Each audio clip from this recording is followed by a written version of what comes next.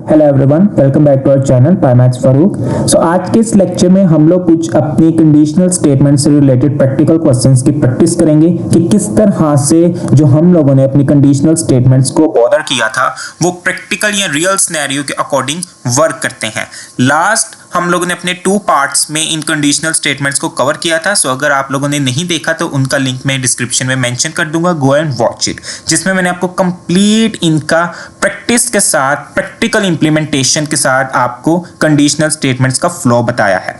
सो Python के अंदर conditional statements work करती हैं डिसीजंस मेकिंग के लिए। जिस तरह से हम ह्यूमन कोई ना तो कोई डिसीजंस लेते हैं किसी ना तो किसी कंडीशंस के पर्सपेक्टिव। आज की क्लास का जो फर्स्ट प्रैक्टिकल क्वेश्चन है, राइट अ पाइथन प्रोग्राम, एक पाइथन का प्रोग्राम लिखें जिसमें आपने चेक करना है weather a user is admin, guest और इनवैलिड यूजर। लेकिन किसका यूज करते हुए? एलिफ का यूज करते हुए।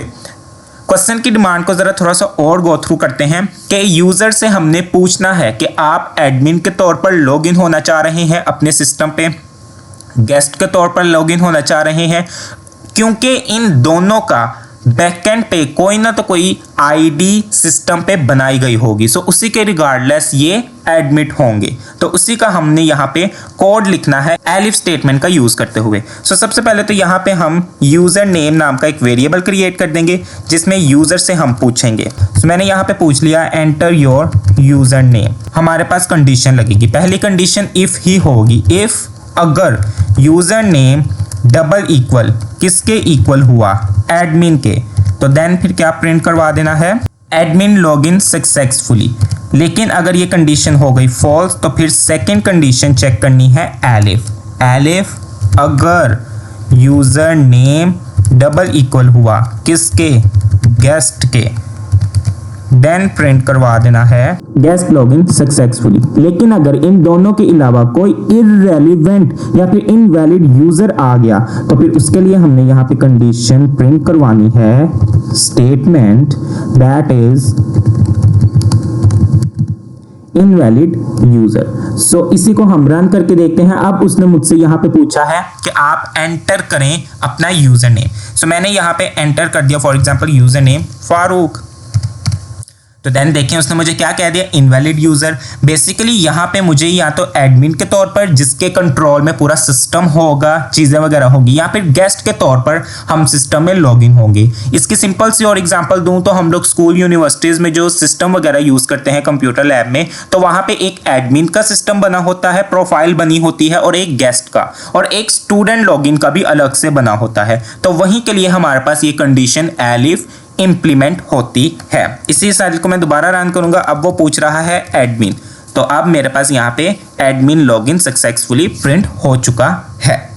ओके, सेकंड क्वेश्चन है हमारे पास राइट अ पाइथन प्रोग्राम, एक पाइथन का प्रोग्राम लिखें जिसमें आपने वेरीफाइज करना है। क्या वेरीफाई करना है? यूजर से कि उसका एटीएम कार्ड जब वो एटीएम मशीन पे जाएगा और अपना कार्ड इंसर्ट करेगा तो बेसिकली बैकएंड पे जो डेटाबेस यूज हुई होती है जहां पे उस एटीएम कार्ड का रिकॉर्ड मौजूद होता है, वो चेक किया जाता है कि जो यूजर का कार्ड है और जो बैकएंड पे उससे रिलेटेड इंफॉर्मेशन है एटीएम का कार्ड है, क्या दोनों मैच कर रहे हैं। अगर कर रहे होंगे तो फिर उसको फर्दर आगे प्रोसेसिंग के लिए कहा जाएगा।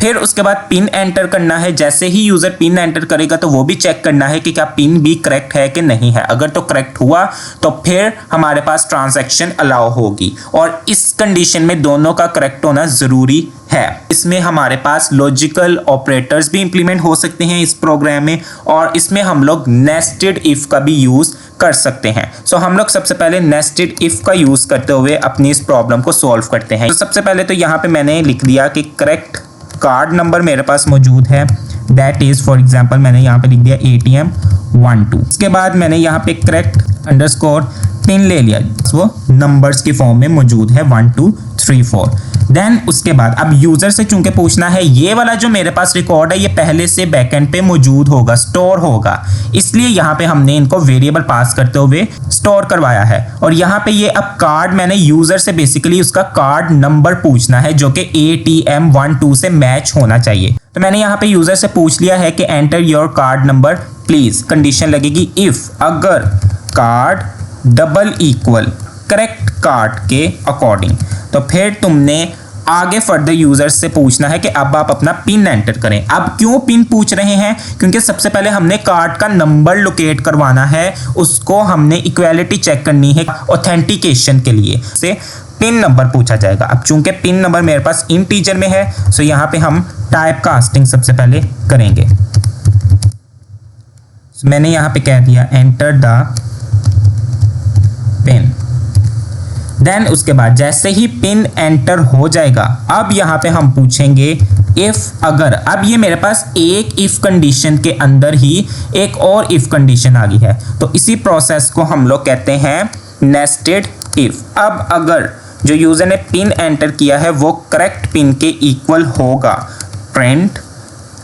ओके, तो दोबारा से यहाँ पे हम जरा देखते हैं। जैसे ही ये आउटर इफ, इसको आउटर इफ कहते हैं, ये मेरे पास इसकी कंडीशन करेक्ट होगी, उसके बाद वो पिन पूछेगा।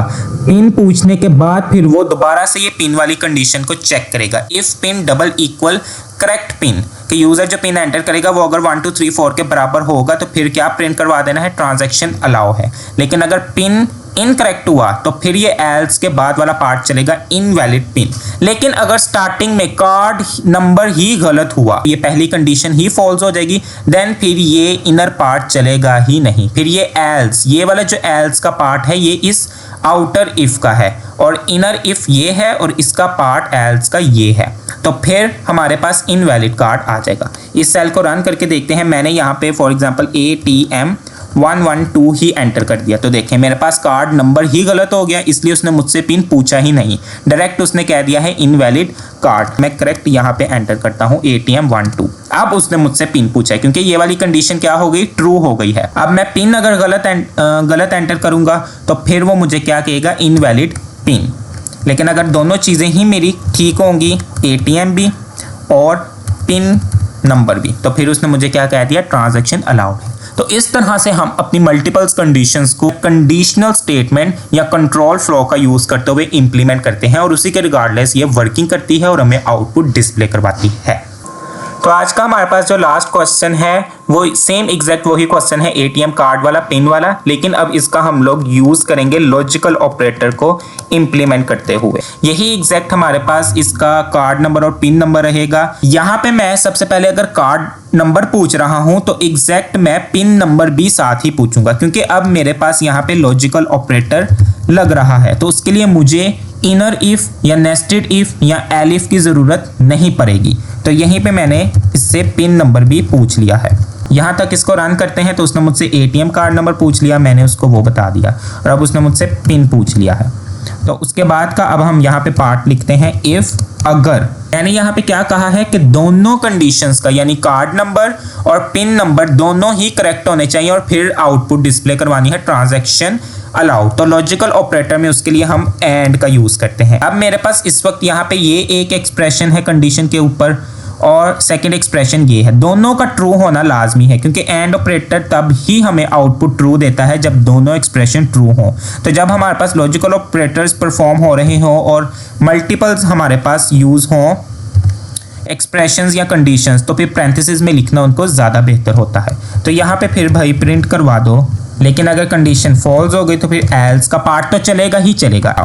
तो यहाँ पे सेल को रन करते हैं। उसने मुझसे यहाँ पे पूछ लिया कार्ड नंबर पिन नंबर 1 2 3 4, तो देखिए उसने मुझे क्या किया, ट्रांजैक्शन अलाउड। लेकिन अगर यहाँ पे मैं ATM स्मॉल में अब मैंने लिखा है, पिन मेरा करेक्ट है लेकिन मेरे पास क्या आ गया, नॉट अलाउड, तो इसलिए स्मॉल लेटर्स वाला जो कार्ड नंबर एंटर किया है वो करेक्ट वाले के इक्वल नहीं है। तो एक एक्सप्रेशन ये वाला फॉल्स हो गया, फॉल्स एंड ट्रू, तो आंसर हमारे पास फॉल्स में आता है, इसलिए हमारे पास ये ऑपरेटर यहाँ पे यूज हुआ है। सो इस तरह से हम लोग लॉजिकल ऑपरेटर्स को भी अपनी कंडीशंस पे इंप्लीमेंट करते हैं। प्रैक्टिस करते रहें कि किस तरह से डिमॉन्स्ट्रेट हम लोग करते हैं, इंप्लीमेंटेशन करते हैं अपनी कंडीशनल स्टेटमेंट्स की रियल सिनेरियोस के अकॉर्डिंग। सो ये क्वेश्चंस वहीं से रिलेट करते हैं। मेरे चैनल पाई मैथ्स को सब्सक्राइब करना मत भूलिएगा, लाइक करें, शेयर करें और अपना फीडबैक देना भी मत भूलिएगा। Thank you so much, bye bye.